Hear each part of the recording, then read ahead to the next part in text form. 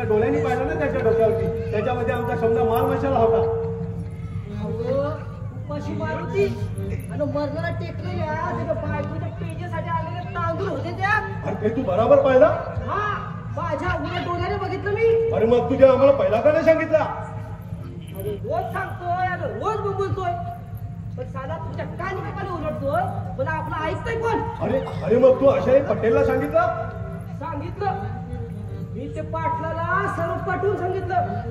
मग त्याने मला ते मुरलीच्या हातात ठेवले आहे ना बा, ती दिली आणि चौकीवर येऊ नको असं सांगितलं. अच्छा, अरे मग तू अशा आम्हाला पहिला का नाही सांगितला?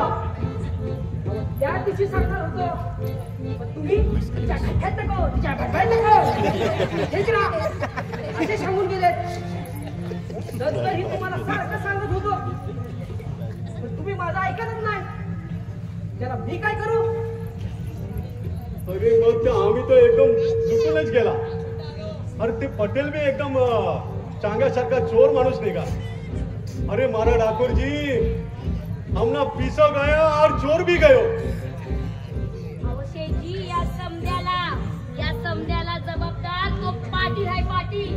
अहो त्यानं चांगल्याला सांगून तुमच्या घरावर दरोडा टाकायला सांगितला आणि तुम्ही सत्यप्पाला पकडण्यासाठी त्या साहेबाकडे कागाळी केली होय.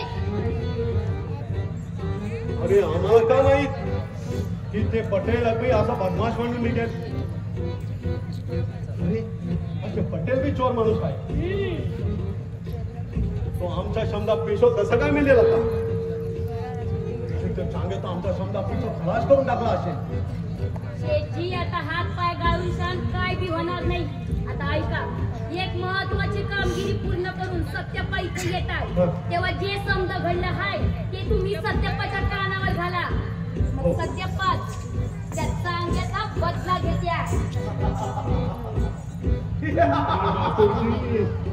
अरे कोणाची माय व्याली हा या चांगल्याचा बदला घ्या. अरे तुझ्यासारखी कुत्तरडी रत्तांगडी धरून आतून भिरकावून दिला ते चाल. अरे म्या काय मेलेल्या आईचं दूध नाही प्यालो. म्या ऐकलंय समज. म्या